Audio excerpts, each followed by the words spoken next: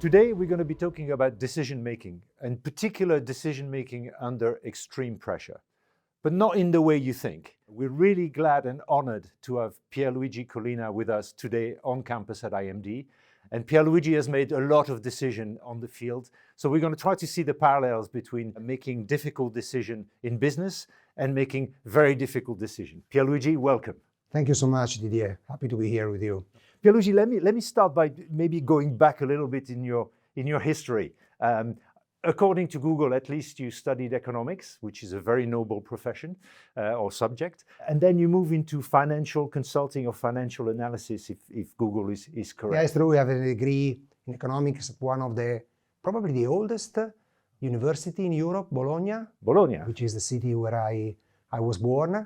And then, I ran this activity as a financial consultant for a bank for some years. Okay. My God. So you were an economist and a banker, so you could have been a professor at IMD eventually. So what went wrong? You decided to go to refereeing. Why?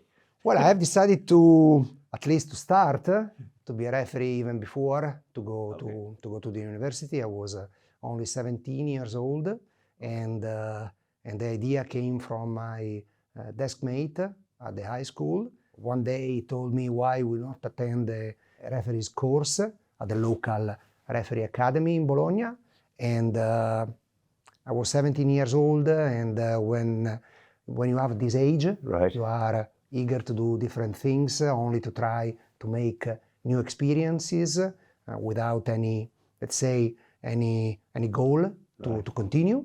So at that time, it should have been something lasting probably a few months. My desk mate couldn't attend this course because he was wearing glasses, right, and at that time it was not allowed to a referee to wear the eyes lens. So he couldn't. I was already there, so I said, okay, I'll do it. And then I'm a pretty challenging person, so they start telling me that I was good, you are pretty good, you are pretty good. So I start challenging myself how far I could have arrived, and I arrived quite far. Good. So this is interesting. So it's not something that you had a long-term plan. I don't want to be a player, I want to be a referee. You just, no, I played football. I played football as well. Okay. And then looking at my feet, the decision was probably better. I never been on a World Cup final pitch as a player, as I did as a referee. But of course, football is my passion. Football has been my passion since I was since I was a kid. Right. I'm from Italy, and football in Italy is a sort of religion. So I played football, I loved football, and I always say that I'm a very privileged person because football, it's my passion. Refereeing is also my passion, but it's also my job. So having a passion and job the same is something that doesn't happen too often. I'm very happy for that. Very good. And then describe a little bit, what is it like to be a world-class referee? I mean, you've refereed World Cup, you've refereed Champions League final. I mean, you've been there. What is it like to be there? I mean, is it like scary, or is it? It's great. It's great, particularly when you look back at this time and you remember all the matches you have been on the field of play. It's something great. It's huge. It's difficult to find the word to describe. Like when you walk on, you've been tasked to referee, I don't know, you refereed Champions League final. When you walk on the pitch, do you have a feeling of scared or excited, or both? No, you're not scared because you are ready. Right. If you are ready, you cannot be scared. Right. You are excited because it's something so big, right, and you like it. So certainly being excited, be emotioned, right, is good. You are nervous. I've been always nervous. I think being nervous is good. When you have to perform, being a bit nervous without getting at the anxiety level, right, is good. Right. If you get at that level, anxiety reduces the possibility to perform. Right. Being a bit nervous, having all the senses alerted, is very good. Yes. And that was always felt, I can tell you that I was a young referee, and at that time there was a very popular, very good, I would say, referee in Italy. And I attended the dinner the day before a match with him, with his team, my team. I was refereeing in third division at the time, and he was telling us what he was used to do before a match. And he was used to get the stadium, enter the dressing room, take the small table for massage, the small bed, and get a nap 15, 20 minutes. Okay. So I told myself, he is so good, maybe this is the way to be good. So the day after, I did the same. It was an horrible match. Really? Because for me, to be too much relaxed destroy my possibility to perform. Right. So let's really intrigued about. So you said about being, let's say, scary. Right. I told you that if you are ready, you're not scary. Right. So it's very important to be ready. To be ready. And to be ready means that you have to be prepared for what you are going to do. Right. So the preparation part, what makes So talk to me about the preparation, because so a football player will have watched videos of previous game and whoever they're supposed to look after on the pitch and things. What does a referee do? The same. The same thing? The same. Okay. And I think this works for every decision maker. When you have to take a decision, you cannot be surprised by something which is unexpected. Okay, there is something which is unpredictable, something that is really unpredictable. But most of the things or most of the decisions are related to predictable situations. And this is on the field. Most of the things occurring on the field of play are predictable because players train during the week to do something during the match. So if you read, if you know in advance what is going to happen, if you read the match, you can be ready for what is going to happen. For a decision maker, particularly for a referee on the field of play, the worst is to continuously run after to something that has already happened. What is important is to be one step forward. If you are one step forward, if you already know what is going to happen, certainly you are ready to take the decision, you are in the correct spot, you are noticing or focusing at the proper moment. Right. But how can you anticipate that? Because there'll be a penalty, a foul, how do you anticipate all this stuff? You need to know what a player is able to do.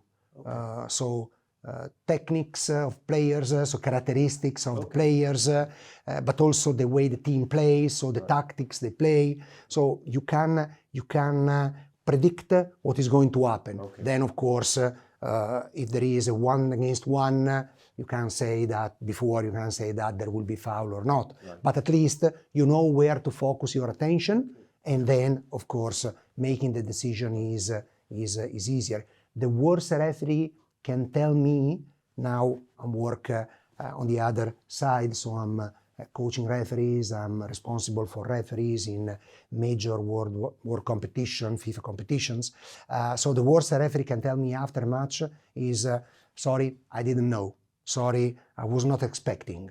Because to me, this is not acceptable at this level of professional football. So preparation is essential, and what you're saying is essentially you even go down to the team tactics and then individual players. In our staff, during a competition, for instance, at the last World Cup, both male and female, we had match analysts, we have people, coaches, football coaches, who gives this kind of information to our referee, as well as the match analysts give this kind of information to players. So they basically tell our referees how the teams play, which tactics are played, which are the characteristics of players, how can change the match between two teams, so that match, not a match, that match, depending on the result, because during a match there might be some different matches. So you need to be prepared how the match can change. And then let's talk a little bit about decisions, because in the world of business, actually, we're sometimes more comfortable because we have to make an important decision, like you have to, but sometimes we have time to prepare for the key decision. factor is time. You don't, right? This is the key factor. The lack of time makes the decision more difficult. Yeah. So the more time you have, and the better. On the field of play, unfortunately, the time is very short. Yeah. I mean, I've never seen a referee saying, "Oh, give me 5 minutes. I need to think for that one." Right? You just at least the initial decision. Yeah. Then, of course, with the implementation of technology, things are changed. But the first decision has to be taken in a second. In a second, or less. Decision that can make a big difference for everybody. Yes. Starting from the referee. Yeah. Because making a bad call, bad decision can cost you your future. Right. Because you mentioned before, being appointed for a Champions League final is a huge recognition. Right. But if something goes wrong in that match, you'll hear about it. You're gone. You're killed. Yeah. So for you, but also for the teams, right. Because at the very high level, football today is a show business. It's a business, so the money involved is huge. Yes. And clubs, most of the time, need this money because they are companies. Some of them are even on the stock market. So it's a matter of future for the players. Right. Because imagine being relegated from a top division to a second one can mean a dramatic change of their career, of their future. So it's a big responsibility, the decision the referee is going to take. It's something that people don't realize, but there's actually a huge financial decision attached to whatever decision you're making, which is kind of interesting. So tell me, because you were referring before we introduced too much technology. We'll talk about technology later on. I lived in another era. So I'm intrigued by that, because what I do remember, in these kind of games where you make a decision, the referee makes a decision, and then suddenly you've got 5, 6, 7 players running towards the referee saying this is the wrong decision, right? Very rarely happened to you. I noticed that. Now, I want to lead to No, it's not really true. Of course it happened. I'm sure. But they run to you, then you look at them and they stop, right? Or something like that. You were one of the referee where there was least contention, I think, with the players. I think from my perspective. Is that authority? What is it? Or why is it? I think it's a matter of respect. I think what I earned on the field of play was respect, was trustness. So you can't say that you are always correct. Yeah. If you say that, you are dumb, you are stupid, because we are human beings, and part of our being human is to fail, to make mistake. Okay. So I made mistake. I think the best achievement for someone who has to take decision is to get his decision or her decision accepted even when they are wrong. Wow. Because it makes clear to everybody that they trust you. Of course, you cannot make always wrong decision, because otherwise the trustness goes, but there are decisions that cannot be wrong. Right. So key decision must be taken correctly. But when you are accepted, even when you are wrong, is an important recognition of trusting in you. So probably this is what I have achieved on the field of play, and This notion of respect is really interesting. And so do you have an example where you know that it was probably not the right decision, and how did you handle that? Well, handling with a mistake, it's something not easy. Okay, we are talking of my time. Today with technology, you have the possibility to correct your mistake thanks to the support of technology. Not easy, because the generation of referees who are refereeing today grew up with a sort of must.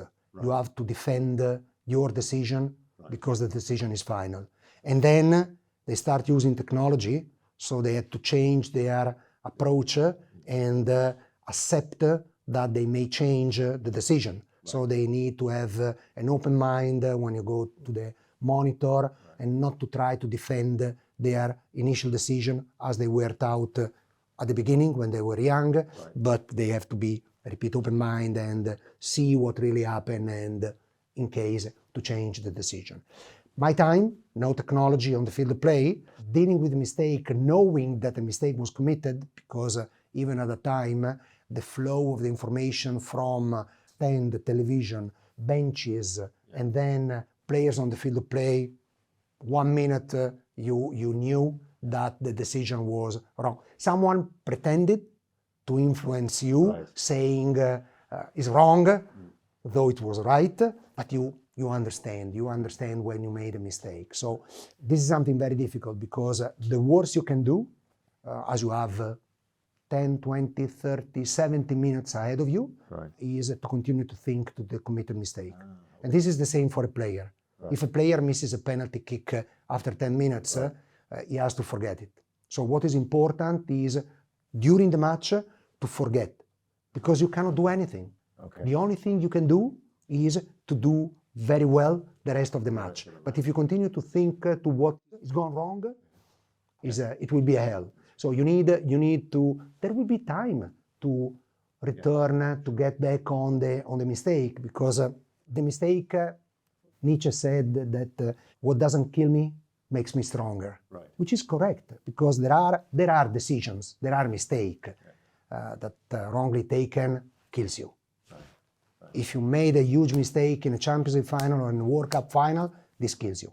Unfortunately, this kills you. But the vast majority of the mistakes you commit give you a second chance or a third chance. So what you can get as a benefit from a mistake is to learn, to get stronger. And the way is to understand. Because if you are somehow lazy and you say, I was unlucky. Unlucky is a great excuse for lazy people. It's not my fault I was unlucky. It was your fault. Or at least you should be brave to try to understand why the mistake was committed. And this is the positive you can take from something which was negative. So on the field of play, forget it. Then take the mistake on the table again after the match, and then, because one of the main characteristics for a decision maker is to be self-confident, once you have understood the mistake, you cannot continue to remember a committed mistake, because this would harm your self-confidence. So I forgot all the mistakes I committed. So this is really interesting. So on the field of play, in the heat of the moment, you have an erase button, right? You want to concentrate. You should have. Then, of course, then you have a learning process. It's not easy. It's not easy to forget it. Sure. Because I repeat, we are human. So if something went wrong at the beginning and was very important, you tend to continue to think to that. But it doesn't give you any positive. It will reduce your performing capabilities. Talk to me a little bit about the sort of relationship that you have with the players themselves. I mean, you've refereed like the biggest star like Beckham and people like that. Do you have empathy for these people, or do you keep your, I'm the referee, I need to be in a position of authority, so don't talk to me? I don't think that keeping distances is something that can help you. What I always did, it worked for me. I don't know if it works for others, but certainly it worked for me. I always try to be myself during the match, in each moment of the match, because you are not the same, irrelevant how the match is. There are different moments. If you go on internet, you Google my name, and you go to images, you find pictures of me completely different, smiling or with a certain face, some expressions. But I was not playing as an actor in that moment. I was simply reacting or acting as I felt in that moment on the pitch, on the field. And I think this is appreciated by players, even when I had sometimes some tough moments. Even those players I had some tough moment with, afterwards they were happy, because that was what happened in that moment and was accepted. So you have to some extent. You have to be yourself for sure. Absolutely. But If you but on the some- field on the field of play, if you play as an actor following a script, you are immediately recognized as an actor, and people don't trust you. Nobody trusts someone who is not himself or herself. They trust you because you are yourself. Okay, thank you. Let me move on to another topic, technology. So I'm a technology fanatic. I love digital technology. I watched for many years the introduction of technology in tennis, for instance, and I went, wow.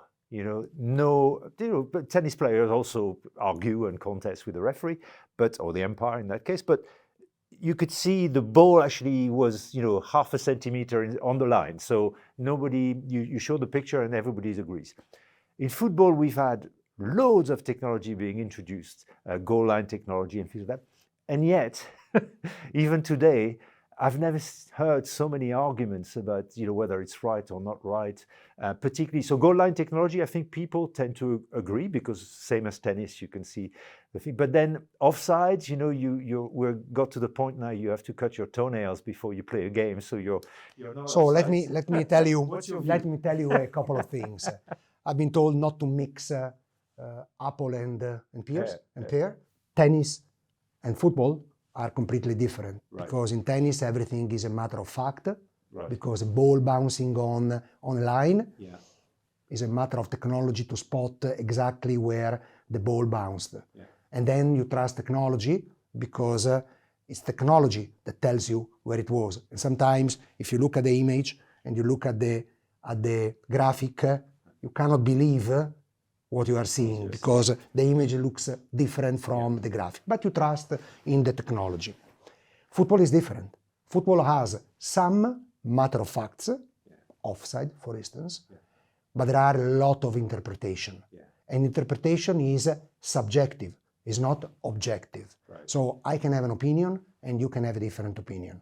And no technology can solve this disagreement, because we look at the same image, at the same footage, and we may have a different opinion. So we need to accept that in subjective decision, in interpretation, there might be a different opinion, so debates will continue in the future. But stay with the factual decision. You correctly mentioned offside, and you made a funny example about the length of a toe. But in tennis, you do not argue if the ball is on the line or 1 nanomillimeter off the line. You simply accept what it is. So if we think that the technology can offer us an answer, a response, and we trust technology will only develop. Right. And 3 years ago, we had an accuracy of probably 6 millimeters. Right. In 3 years, we are basically at zero, because the technology and marginal offside, but still offside, in the future, with the development of technology, will be easily spotted, much more than in the past. So honestly, it's difficult to, understand why technology is considered great to spot on very, very tiny differences in some sport, and in football, we are talking of the length of the toe. But it's interesting you saying when the decision is fairly factual, or like a goal line or an offside, this is where the technology helps and will get better. Give a final answer. But you're saying there are also moments where the human judgment on top of the technology is still essential, because as you say, we can look at the same picture of a handball. For sure. And you decide, no, his hand was not, in an open... Football is a game where incidents must be assessed by the referee. So there is a discretion, and discretion plays an important role in the decision taken on the field of play. What we need to do is to get consistency among referees to have less discretion in their interpretation. So this is what we have to achieve as a result. It's not easy. It's not easy because even only the background of the referees are different. Take a referee coming from England and another coming from Argentina. They are the mentality of football in the two countries is different. And we are talking of two major countries in in football. Imagine countries where football is even at a lower level in terms of importance or of experience. If you play football as a defender, your interpretations might be affected by this compared to someone else who had background as an attacker. We are talking of 0.1 differences, tiny. If something is red, is red. Right. If something is black, is black. Right. We are talking about narrow, a very, very narrow gray zone. Very good. So let me ask you different questions. What are you doing now?